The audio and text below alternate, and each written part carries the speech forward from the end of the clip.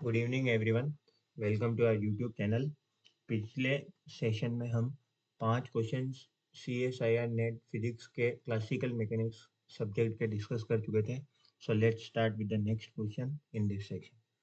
सो जैसा कि हम देख सकते हैं, क्वेश्चन में दे रखा है कि फ्री रिलेटिविस्टिक पार्टिकल है, मतलब कि वो लाइट की स्पीड की वेलोसिटी के आसपास से चल रहा है, जिसका लेग्रांजियन ये दे रखा है, जो कि एक्स से इंडिपेंडेंट है। If such a particle is acted upon by a constant force in the direction of motion, the phase space trajectory is obtained from the corresponding Hamiltonian arc. तो इसके ऊपर एक फोर्स अप्लाई कर रखा है जो कि कांस्टेंट है, so which is equal to P/T। यहाँ से P is equal to FT लिख सकते हैं हम। और रिलेटिविस्टिक पार्टिकल है तो हमको थ्योरी ऑफ रिलेटिविटी यूज करनी पड़ेगी। So by theory of relativity P is equal to mv और m0 v by √1 - v² by c²। Now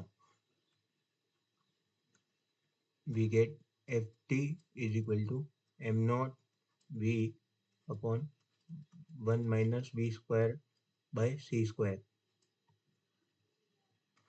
Ft का square is equal to m0 का स्क्वायर v का square upon 1 - v² by c², जो जिसको हम ऐसे भी लिख सकते हैं Ft का स्क्वायर माइनस Ft का v बाय c का स्क्वायर होल का square is equal to m0 square v का square. This is t। Now Ft का square is equal to m0 का square v square plus Ft v by c का whole square. अगर हम इसमें से Ft square is equal to, इसमें से अगर v स्क्वायर कॉमन लेंगे तो अंदर बचेगा m0 square plus Ft by c का whole square, which can also be written as v is equal to Ft upon √m0 square Ft by c का whole square. Now we know that velocity is equal to dx by dt. So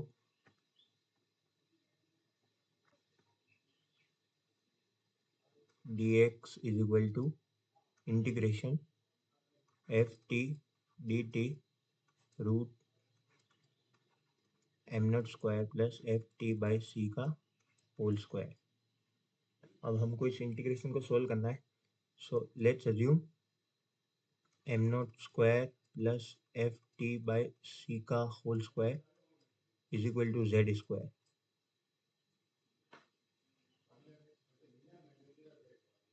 Now differentiating both the sides we get f by c का square 2t dt is equal to 2z dz. Now this can also be written as t dt is equal to 2 से 2 cancel हो जाएगा, c by f का square z dz. Now let's move. So x is equal to f t dt की जगह पे हम ये वाली टर्म रिप्लेस करेंगे तो आ जाएगा c बाय f का square z dz upon root z का square, which can be solved as c square by f dz, which is equal to c square by f into z। c square by f into z की value हम यहाँ से put कर देंगे।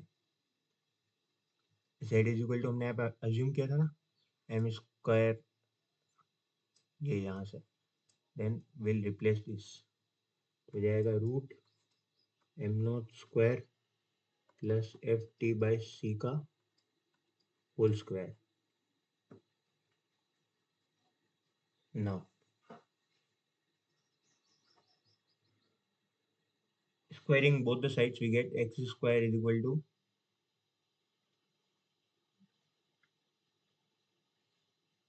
c to the power 4 upon f square m naught square plus f t by c का whole square, which can be written as x square minus F square. हम इस वाली टर्म को उस तरफ ले जाना चाह रहे हैं, ये जो टर्म है इसको इस तरफ ले जाना चाह रहे हैं, तो this can be written as x square c to the power 4 upon f square into f square t square by c square is equal to m square c to the power 4 upon f का square. Now on solving this we get something like this: c square minus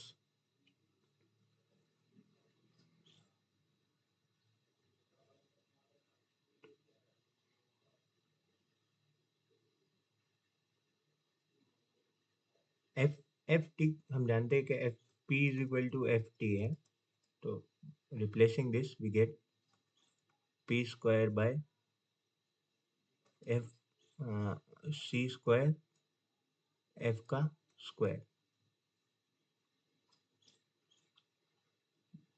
which is equal to m naught square c to the power 4 upon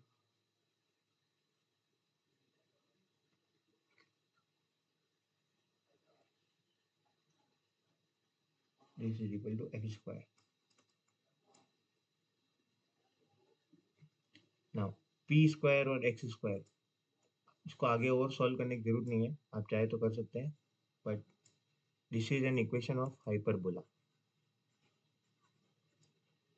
x square minus p square is equal to 1 upon a square upon b square. This is an equation of hyperbola. So the correct answer is hyperbola. Let's move to the next question. The value of action along the classical path from x is equal to 0 at, यहाँ पे Lagrangian की value दे रखी है और हमें action की value पूछी है, तो हमको क्या वैल्यू फाइंड करनी है वो उस पर हमको हमारा ध्यान देना चाहिए. The value of action, so action is equal to L D T का इंटीग्रेशन. बट इसको अगर हम सॉल्व करेंगे, एल की वैल्यू रखेंगे यहाँ से, ये वाली value, then will find x dot का square minus x square d t. अब हम इसको डायरेक्ट सोल्व नहीं कर सकते, इसलिए हमको एक्स और टी के बीच में कोई भी रिलेशन फाइंड करना पड़ेगा. Then we will be able to solve this. So what we know LEM, Lagrange's equation of motion, which is d by dt del L by del x dot minus del L by del x is equal to 0. Which now d by dt Lagrangian का x dot के respect में अगर हम differentiation करेंगे तो आ जाएगा 1/2 into 2x dot minus, similarly हम लेग्रांजियन का x के रिस्पेक्ट में करेंगे तो ये आ जाएगा 1/2 इंटू माइनस 2x, क्योंकि यहाँ पर एक एक्स्ट्रा माइनस साइन भी दे रखा है, is equal to 0. So this becomes x double dot, क्योंकि 2 से 2 कैंसिल हो जाएगा, यहाँ पे 2 से 2 कैंसिल हो जाएगा, plus x is equal to 0. Now this is an equation of SHM.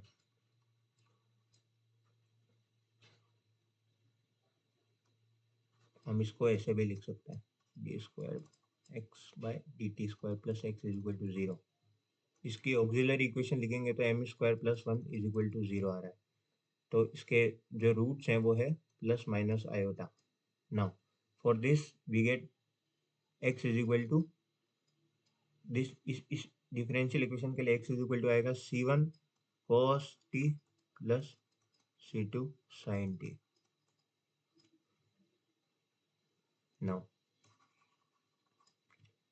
हमको यहाँ पे कुछ इनिशियल कंडीशन दे रखी है कि x is equal to zero पे t is equal to zero और x is equal to X naught पे t is equal to X naught. Now at x is equal to zero, t is also equal to 0.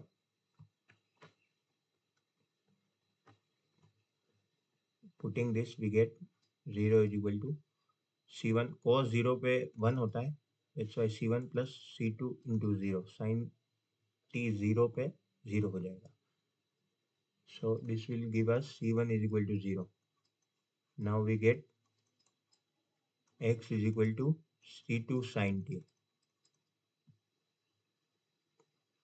Second boundary condition दे रखी है x is equal to x naught at x is equal to x naught, t is equal to t naught. Putting this we get x naught is equal to c2 sin t naught. Now c2 is equal to x naught upon sin t naught. इसका हम बाद में use करेंगे, इसलिए इसको box में बंद कर देते हैं.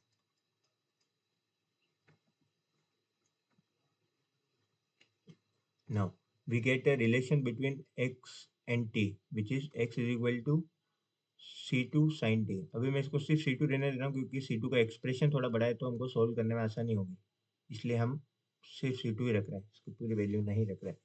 Now x is equal to c2 sin t, then x dot will become c2 cos t.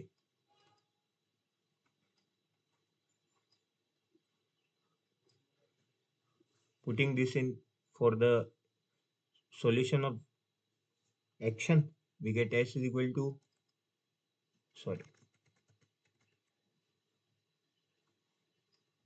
s is equal to L dt, which is equal to 1 by 2 x dot square minus x square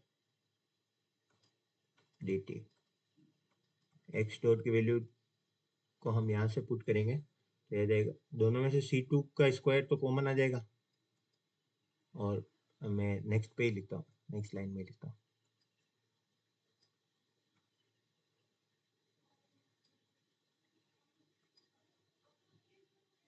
s is equal to c2 का square दोनों में से common आ जाएगा upon 2 into cos square t integration of minus sine square t dt, which can also be written as c2 का square upon 2 cos 2t dt is equal to c2 का square upon 2. Now अपन यहाँ पे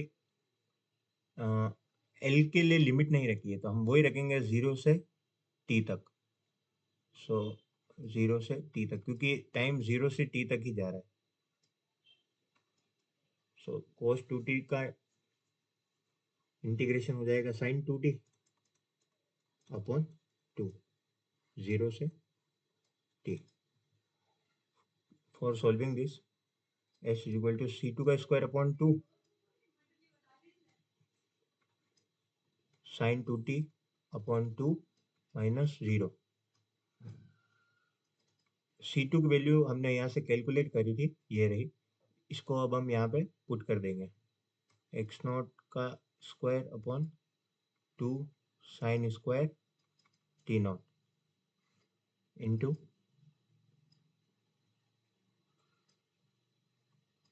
ये T not तक की limit sign 2 T not, तो ये जाएगा 2 sine t naught cos t naught upon 2.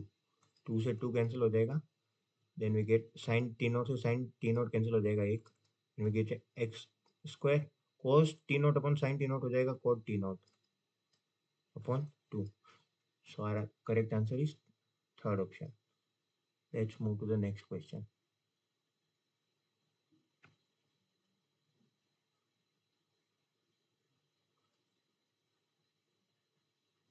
This is a pretty easy question. ये लेग्रांजियन की 2 डिग्री ऑफ फ्रीडम दे रखी है. इनमें से कौन सी ऐसी टर्म है जो इक्वेशन को चेंज नहीं करेगी, इक्वेशन ऑफ मोशन को चेंज नहीं करेगी इनमें से। सो इसका बहुत ही सिंपल तरीका है, इसकी एक जनरल फॉर्मूला मैं आपको बता देता हूँ। Lagrangian is equal to half m Q1 dot का स्क्वायर प्लस Q2 डॉट का square minus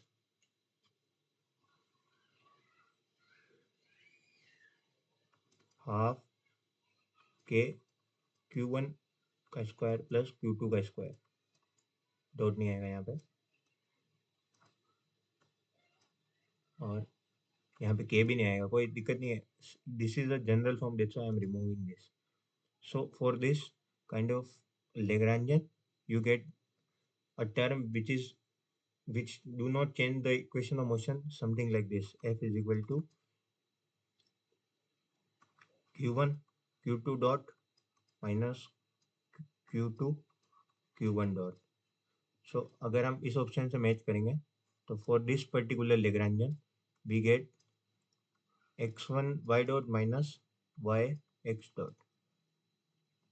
So this third option is the correct option. Let's move to the next question.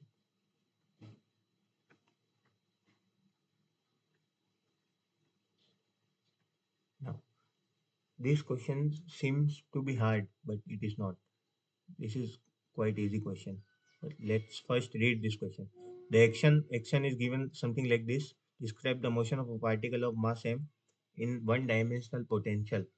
The action remains invariant under the scale transformation t से lambda to the power alpha t and x से lambda to the power beta x. If अब इनमें से कौन सी condition ऐसी है जिसको apply करेंगे तो जो एक्शन है वो चेंज नहीं होगा, एक्शन रिमेन्स इनवेरिएंट। सबसे इंपॉर्टेंट लाइन यहाँ पे यही है। लिखने में क्वेश्चन हार्ड हो सकता है but it is not believe. So first write s prime के टी प्राइम और एक्स प्राइम कोऑर्डिनेट में एस प्राइम को लिखता है। So this will come, this can be written as t prime half m x dot का square, x prime आएगा यहाँ पे, एक्स नहीं आएगा, सिर्फ एक्स प्राइम का square minus g x prime के। नाउ एस प्राइम को कैसे लिखा जा सकता है? S prime is equal to t की जगह lambda to the power alpha t replace कर देंगे तो यहाँ बाहर आ जाएगा lambda to the power alpha d t upon half m. अब d x by d t आएगा एक्स डॉट, तो एक्स की डी एक्स में एक्स की जगह पे अल्फा टू अल्फा आ जाएगा और डी एक्स आ जाएगा क्योंकि स्क्वायर है। या फिर इसको मैं एक एक स्टेप में लिखता हूँ, तो यहाँ पे आ जाएगा m d x prime by d t prime का square minus g x prime के, ये आ जाएगा, sorry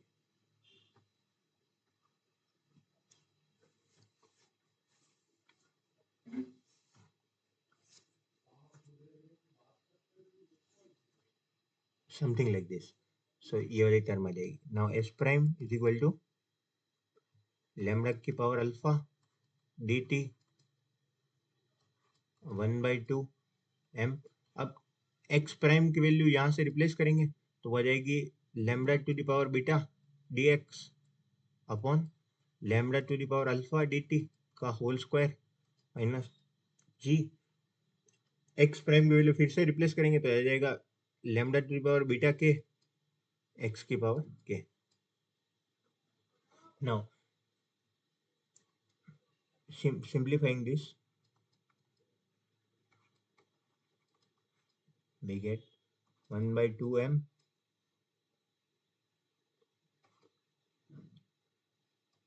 alpha to the power 2 beta minus 2 alpha plus alpha, मैंने बाहर वाला अल्फा भी इसके साथ प्लस कर दिया है,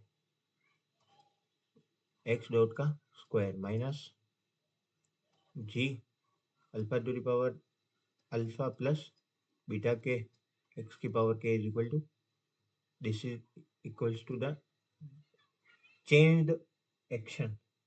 अब क्योंकि यहाँ पे दे रखा है एक्शन इनवेरिएंट रहेगा तो s prime is equal to s. Now for this if we compare the coefficients then 2 beta minus alpha should be equal to 0 if we compare with our given action. तो इसमें कोई भी lambda की term नहीं है, इसलिए 2 beta minus alpha is equal to 0. And there is also second equation is given, which is alpha plus beta k should also be equal to 0. Now, तीन variable है और दो ही इक्वेशन है, that's why we won't be able to solve this. Now we have to compare the options. So let's compare option one by one. Option one, k की value -2, k की value -2, alpha की value 1, beta की value 2. Putting this 2 into beta की value 2 minus alpha की value 1, which is not equal to 0. So हमारा first option तो गलत है. Let's check option number second. K is equal to -2, alpha is equal to 2, beta is equal to 1. So 2 into beta is equal to 1 minus alpha is equal to 2. So this is giving answer as 0. This is equals to 0. Alpha is equal to, now check for this equation, alpha is equal to 2 plus beta is equal to 1 and k is equal to -2. So this is also giving 0. So the correct option is second. Let's move to the next question. Next question.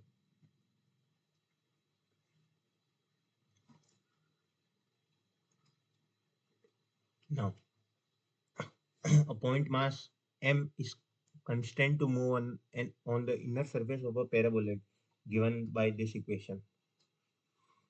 When it spirals down the surface under the influence of gravity along -z direction, the angular speed about z axis is proportional to paraboloid दे रखा है. Paraboloid is something like parabola but in 3D.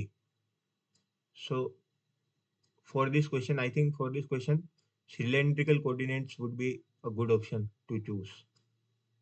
Now, क्योंकि इसको Z axis लेना पड़ेगा, क्योंकि ball नीचे आ रही धीरे धीरे घूमती हुई, इसके साथ में ऐसे स्पाइरल डाउन करती हुई, दैट्स व्हाई. और this is z axis, then this should be x axis and this should be y axis. So in in cylindrical coordinates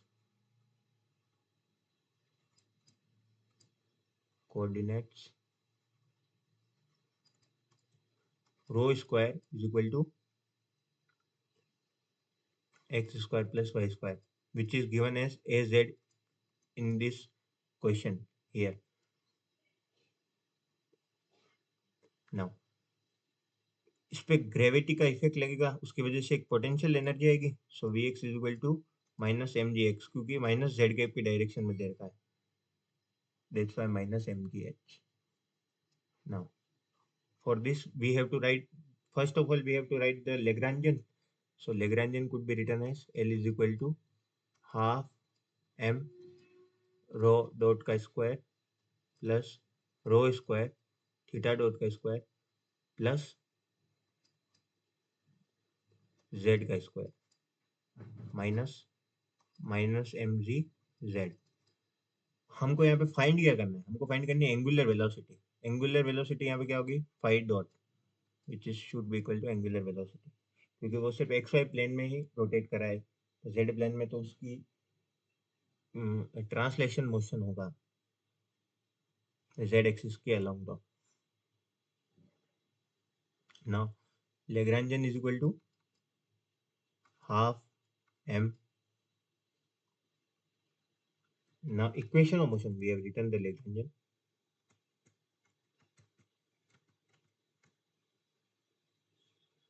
Equation of motion is d by dt del L by del phi dot minus del L by del phi is equal to 0. Now d by dt del phi dot के respect में करेंगे तो ये आ जाएगा half m रो का square 2 phi dot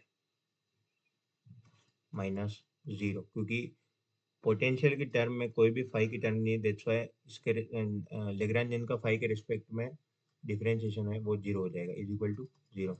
सो किसी भी डेरिवेटिव की वैल्यू अगर 0 दे रखी तो इसका मतलब इसके अंदर की वैल्यू को कांस्टेंट होना पड़ेगा. So m rho square phi dot should be equal to 0, should be a constant, maybe 0, maybe constant, so we will take it as constant. Then phi dot is equal to constant c upon m rho square. Now rho is given as m, rho square is given here as az in the question, so this is az. So phi dot is proportional to z to the power minus 1. So the correct option is C.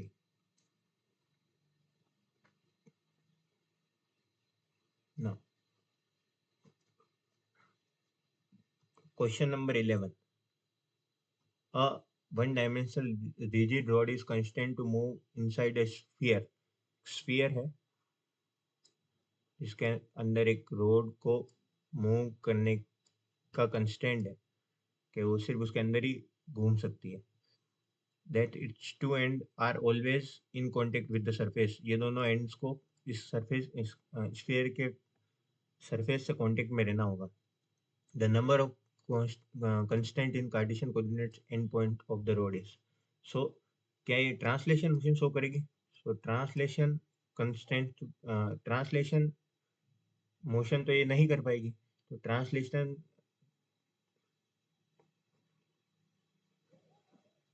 की value 0 हो जाएगी translation motion की. But क्या इसके बाद degrees of freedom में translation motion की value 0 हो जाएगी, बट क्या ये रोटेट कर पाएगी? रोटेट तो ये कर पाएगी. रोटेट किस किस एक्सिस के अबाउट कर पाएगी? एक्स, वाई और z. So we have 3 degrees of freedom, क्योंकि सिर्फ ये रोटेट कर पाएगी, ट्रांसलेशन मोशन शो नहीं कर पाएगी. That's why we get answer as 3. Let's move to the next question.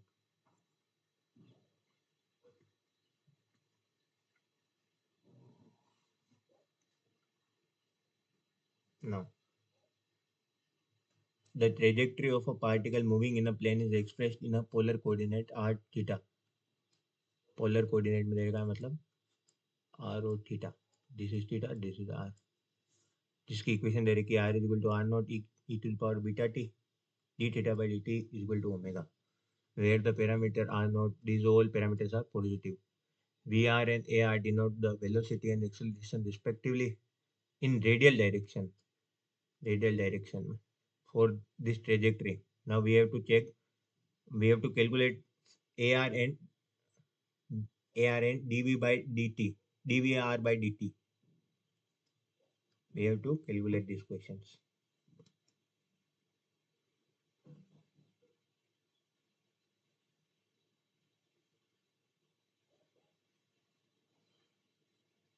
So ar is equal to v square by r. Now we have to calculate v, which is vr r cap plus, or simply we can write v is equal to r omega r theta dot. इसको यहाँ पे रखेंगे तो r square theta dot का square upon r. On नीचे वाला r भी same ही है, तो एक r से r कैंसिल हो जाएगा. So we get r theta dot square. So ar is equal to this. Now theta dot positive है, आर नॉट की वैल्यू होगी r naught e to the power beta t. ये beta और r naught दोनों positive है, तो this should be positive. So a r should be positive. और a r की वैल्यू क्या होती है? 1 by r d v by d r upon d t. So this should be positive.